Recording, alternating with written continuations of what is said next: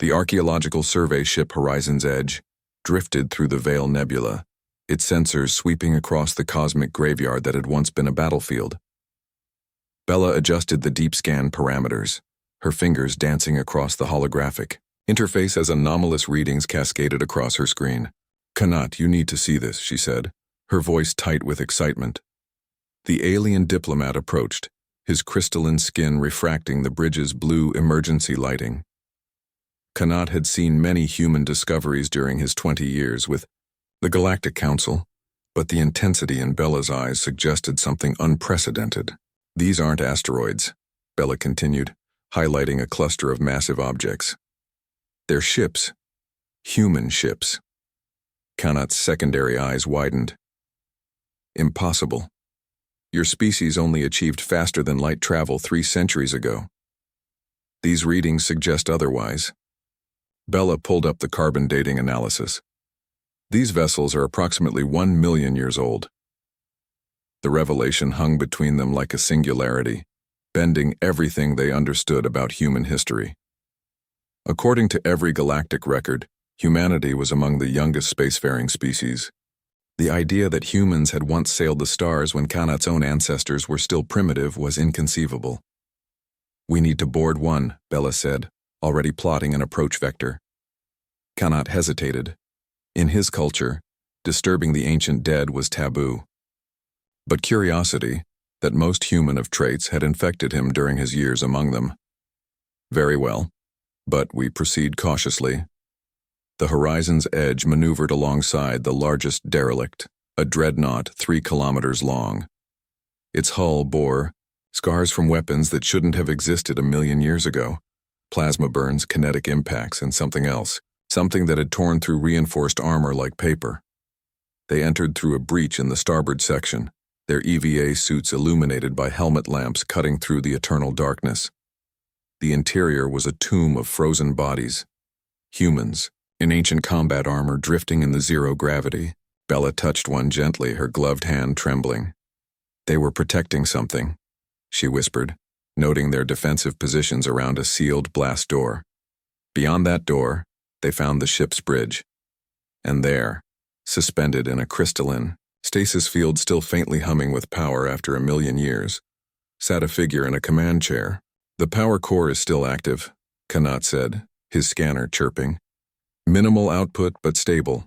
Remarkable engineering." Bella approached the stasis field's control panel. The interface was archaic but recognizable.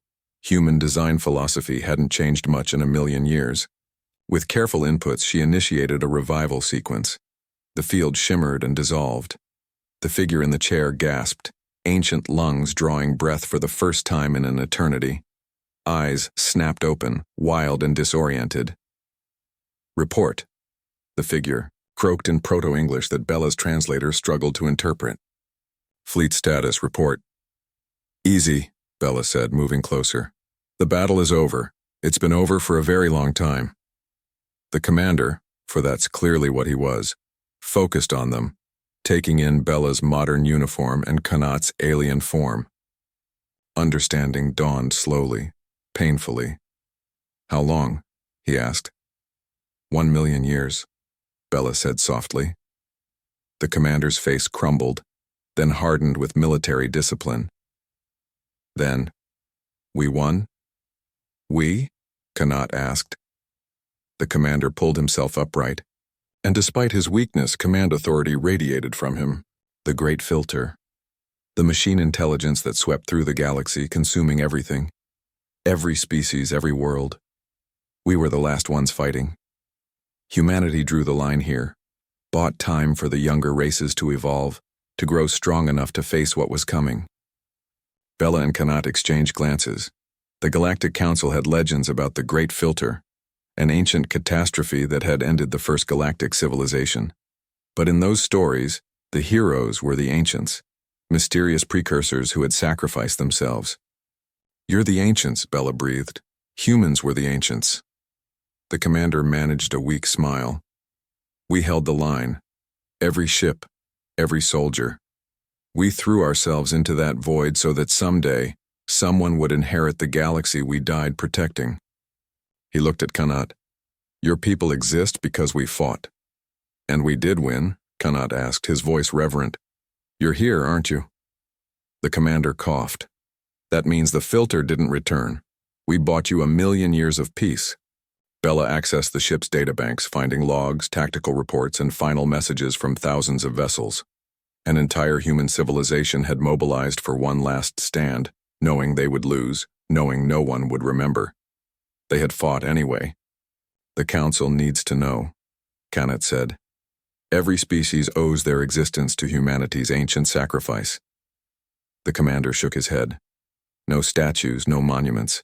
We didn't fight for glory. We fought because someone had to, and we were there. He looked at Bella. Your people will face their own tests. Remember that courage isn't about winning. It's about standing up when falling is certain. His stasis field had kept him alive beyond its design limits. As Bella watched helplessly, the commander's breathing slowed. With his last words, he whispered, Tell them we held the line. The field flickered once, then went dark. Bella stood in the ancient bridge, surrounded by the ghosts of humanity's forgotten first chapter, and understood what HFY truly meant. Not that humans were perfect or invincible, but that when faced with impossible odds and certain death, they would fight anyway. Not for themselves, but for those who would come after. Outside, a 1,000,000-year-old battle fleet drifted silent in the void, humanity's first monument to courage, sacrifice, and stubborn defiance in the face of extinction. The galaxy had forgotten them, but now Bella would make sure they were remembered.